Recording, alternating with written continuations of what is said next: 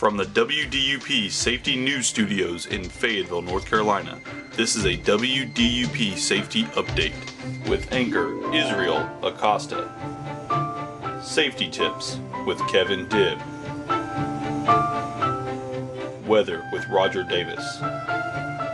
And field reporter Marshall Mitchell. Good evening, ladies and gentlemen. This is Israel Acosta filling in for Rita McLaughlin, who had the evening off today. Now to our first story. There seems to have been a wreck out on Highway 87 due to severe weather. Now let's go to Marshall for the details. This is Marshall Mitchell reporting live from Highway 87 where the wreck just recently occurred. Looks like it was due to black ice, and I'm waiting to hear from authorities to see what really... Oh, crap! Well, seems that we've lost the feed from Marshall. We'll have to get back to him on that. Now for our next story, we have Kevin Dibb doing a safety tip for us today. Take it away, Kevin. Dibb tips, safety tips with Kevin Dibb. Frostbite and hypothermia are two conditions to be aware of in the cold. Hypothermia is the #1 killer of outdoor enthusiasts. One way to help prevent hypothermia is to dress warmly using multiple layers of loose clothing. Multiple layers help trap heat near your body to keep you warm.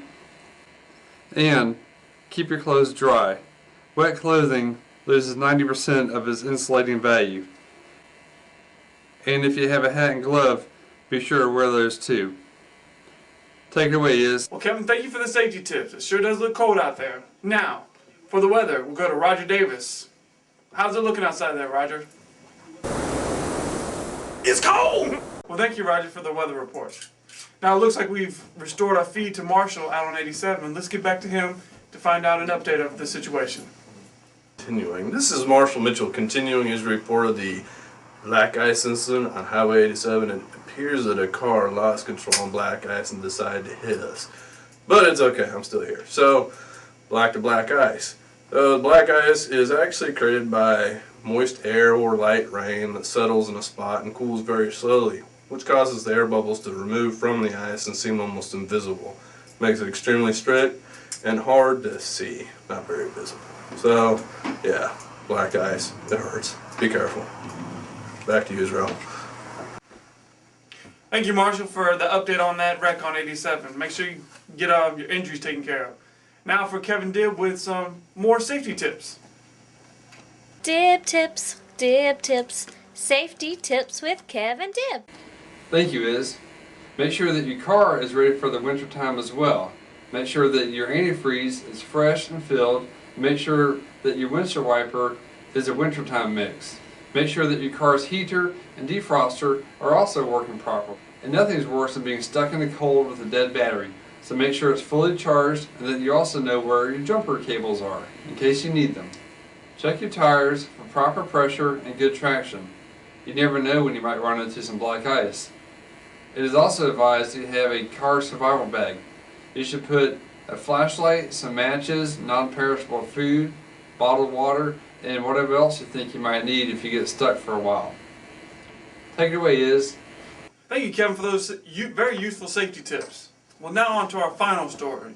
It seems there are two individuals in a local area who have decided to take safety into their own hands. They have named themselves the Extreme Safety Team. They have been cited in various locations making what they believe to be safety upgrades to current policies. One eyewitness saw the duo installing seatbelts on ordinary office chairs. We have also been told they were wearing what they referred to as BWE, or bubble wrap enclosures, which were described as bubble wrap coveralls. The subjects have yet to be caught on camera, so all we have are these artist renderings of eyewitness accounts. We need your help to catch this duo. Please call our studio with any information at 555-WDUP.